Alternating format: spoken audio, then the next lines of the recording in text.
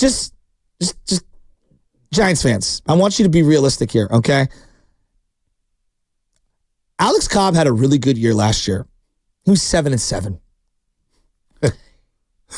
He hasn't won double-digit games and been over 500, but one time since 2017. I'm optimistic, I'll say. His career record is 77-75. Oh, gosh. What was his ERA last year? 3.87. Oh, boy, that's not... Oh, boy. He threw 150 innings last year, 150 the year before that, and less than 100. He's 36 years old. Now, Robbie Ray is a dynamic player. Hasn't thrown a pitch for over a year. Yeah. In a live game. Yeah, one start in 2023 where he went 3 1/3 of an inning, gave up 5 runs, and it had to Tommy John. Walked 5 guys in that inning. He's going to be 30. He's 32. And career ERA of what, 3.96? Monte, what my point I'm trying to make is that it's not like they have the magic bullet in the holster and they're waiting to use it. Like the chances that Robbie Ray comes back, we remember what Cueto looked like that first year from Tommy John. He made a couple of starts down the stretch and he looked nothing like the guy that was there before. Maybe Robbie Ray looks a little bit better, but to think that he's going to pitch deep into September feels aggressive. And then Alex Cobb, like, come on, he's kind of at the end of his road. You know, he's had multiple setbacks. I agree with Willard in this sense. Willard always says, he's not advocating for people to lose their jobs because of this, and I'm with him on that one. I hate when people get laid off and you hear about it, whether it's this business or any other business. Like, you don't want to be out of work. You want to be able to make money because it's so tough to get a job in today's market. It is.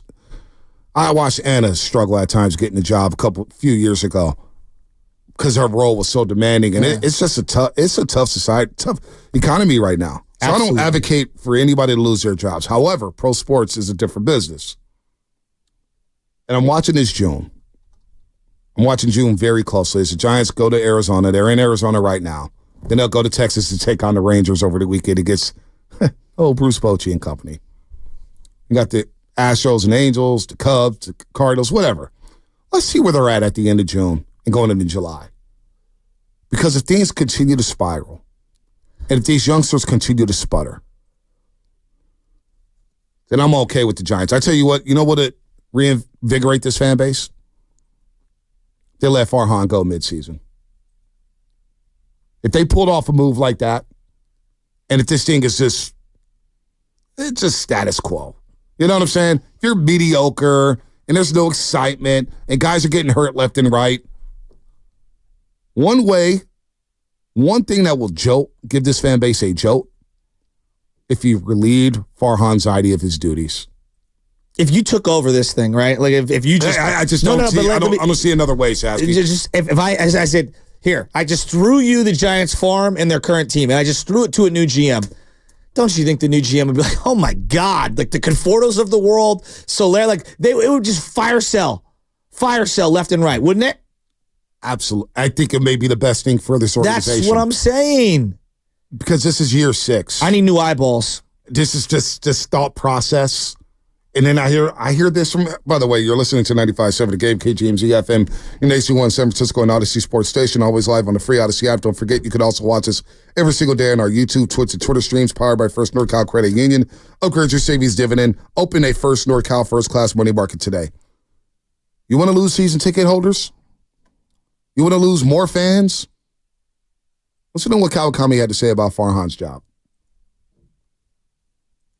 They stay like this, it's fine. They have a terrible season, different question altogether. But that's for anybody. That's for anybody in any executive or coaching position. I think Greg Johnson likes the way Zaidi thinks. I think the ownership group likes the way he operates. They want better players. They want better results. But I think generally, if the Giants end up at 84 and 78 and they're in the wild card or they're one game out, I don't think that will cause a disruption. Because there's two things. If you move off of Farhan Zaidi, what do you do with Bob Melvin? And they really like Bob Melvin. And Bob Melvin came to work with Farhan Zaidi. So barring a disaster, which I don't think is happening and has not happened, really under Zaidi's watch, except for the first season, and that wasn't his team at all. With the young players they got, again, no superstars, but solid players. And, the trajectory of this team, the pitching that will be there at the end, Alex Cobb and Robbie Ray, we know that they're due to arrive at some point. If Blake Snell can put together any decent outing, I think the Farhan Zaidi's safe. Imagine the Niners, we can't we can't get rid of Jim Tosula or Chip Kelly because we really like Trent Baalke. No. Or vice versa. No, we really like his thought process. I mean, come on. The Giants like Farhan's thought process so much that they told him to stop platooning. I mean, come on, man. They told him to stop platooning. I mean, you could like Bob Melvin, who says, and most GMs aren't going to blow out the coach in the first day. They're going to give themselves some leeway with that because they know it's important. That first hire is extremely important, Gabe Kapler. And so, I don't know. The funny thing is he goes at the beginning, it's fine. No, it's not fine. What are you talking about? Go to the yard last weekend. Do you talk to fans? I mean, I love TK. TK is my guy, but I 100% disagree with him on that process. You know what? Farhan John may be fine. It just shows how incompetent this ownership group is. But I believe what I've seen through half a season, you cannot bring the guy back to run this baseball team. He's overwhelmed. This job is just too much for him. It is. It is just too much for him. And I think Giants fans would be relieved to just say, yes. Look at his free agent signings. All right, Chapman's been fine. But you look at the batting average, you're kind of, but I like Chapman. I'm warm. Chapman's cool. I got no problem with Chapman. I really don't. Snell has been an absolute disaster. Mitch Haniger was an absolute disaster. Anthony DeSclafani was an absolute disaster. Who else? Rodon left after one season. You let Ross Gossman Stripling, go. Mitch Haniger. Ross Stripling, DeSclafani. You traded what? for J.D. Davis. What? I mean, I can't do it. They traded for Drew Pomerantz or whatever, gave him money, $1 million, and he was here a day. And it was like, I'd rather be a free agent. What was that? Rubman, it made no sense. It made no sense. You trade for Matt Beattie on opening day last year. Give me the $1 million. You traded for Matt Beattie on opening day against the New York Yankees. I mean, I just don't know what the thought process is. Excuse me. And this is what the product is. Guys get hurt. Okay, you should be able to. Okay, Jung-Woo Lee, he gets hurt. Can you sustain some things? Conforto, we're counting on these guys. Think about that. And I love Michael Conforto, good player, but we're counting on him. Nick Lamont Ahmed. Wade Jr. Nick Ahmed.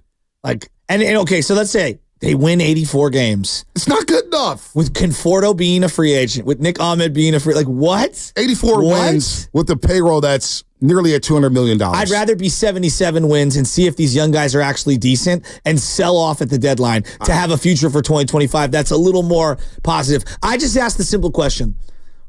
What does this organization hang its hat on? I don't know. 888-957-9570. It's a great question. Defense, offense, pitching, bullpen, what? I don't know what they hang their hat on. I don't know. Telling me they're smarter than me? It's 6 years in. I mean, 6 years in with Bob Myers, we got it. We knew what the thought process was. Win championships at all costs. Joe Lacob, Bob Myers, don't worry about the tax. Sign whoever we need to sign to go hang banners. We know what the thought process is for the 49ers. We know what it is. Sure, they haven't won that Lombardi yet, but we know what the thought process is. Yeah, we're going to run the ball down your throat, do deep play action intermediately, and then we're going to beat you up at the line of scrimmage. Be physical as hell. And we're going to be able to sign free agents because they have signed free agents. Absolutely. And we draft and develop. KC.